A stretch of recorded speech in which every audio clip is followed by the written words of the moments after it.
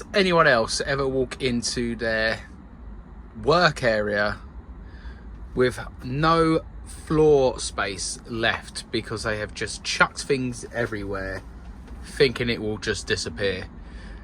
Or is it just me? So this is getting left alone today, but I might have to come in here tomorrow and deal with it, because I can't go into the weekend and I can't go off over Christmas leaving it like this. An absolute mess. Things unlisted, things listed, rubbish that needs sorting out. So that's tomorrow's task for sure. Okay, so just 3 orders that need to go out today. 2 orders need to go out tomorrow, so I'll deal with them then, because we are in a bit of a rush today.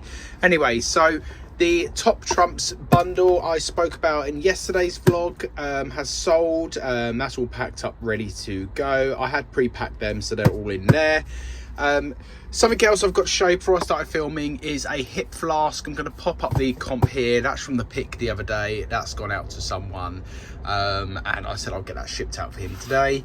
And finally, a record, Rick Wakeman. I don't think this one went for too much money, but again, I'll put up the comp to show you what that's gone for today.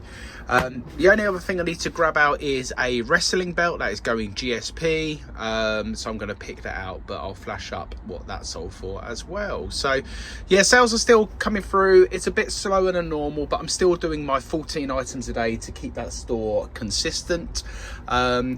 So the rest of the plans today, I need to wrap up the wife's Christmas presents, make sure they're all done. I need to tidy the house, and then we're going off to darts. So yeah, not a crazy day of eBay stuff. Oh, let me grab the items I'm listing up today. Let me show you them. Today's eBay tip, I want to speak about setting up feedback, which can automatically go out to your buyers. And there's a number of different settings you can change on this. So to do it, first of all, if you click on your orders tab and then click on automate feedback, this part down here. This allows you to choose the settings you want. So you have a number of different options. So automatic feedback will be given, and you can select it here if the buyer has paid for the item. But what I like to do is leave it if the buyer has paid for the item and left me a positive feedback. But you can change it however you want to do it. So I'm going to leave it as that one there. In this section as well, you can select about your return preferences, your preferences for items awaiting payment. So in these sections, you can also look at selecting how many days before eBay steps in and they're automatically cancelled. So you can change this. I leave this at 4 days for myself. And then if you want to exclude buyers from having their items awaiting payment automatically cancelled, list item here. So say for instance you've had a buyer message you and say that, you know, they can pay after 6 days and, you know, they're a repeat buyer and the reasons behind it. You can put the username in here and it will allow this to override your 4 days. So just wanted to go through a couple of things in the account section as well. So while we're here, let's talk about other things. So that's the feedback part, nice and easy to do. Your return preferences in this section here, you can select different things here. When a buyer requests a refund, let them keep the item and automatically send a refund if the item is under X amount. Now for myself, when it comes to returns, I always feel like it's best to get the item back and then refund the buyer in full. A lot of people will open up a return and actually the reason behind it might not be 100% genuine. So I always say to people, you know, offer a 60-day return, send the item back to me and I will refund you in full. And you can also approve a return automatically, and so you can have loads of different settings here if you want. I leave them all off because I like to deal with returns myself. But there's lots of options and you'll find that in the selling preferences here. So you can do things about multi-quantity listings, you can manage your buyers, your blocked list, who can buy from you, etc. So there's lots of different things you can edit and have a look at here. So my tip of the day is to spend some time looking at your seller preferences and also spend some time looking with regards to your feedback, as I showed here, about where you want to send that automated feedback. And what you can also do as well is click on the edit stored comments and you can select your feedbacks as well. so you can actually have a mixture of things here. Anyway, I hope that helps today. So the tip of the day is to spend some time in the seller preferences. Set up the automatic feedback if you want. It just saves you a bit of time.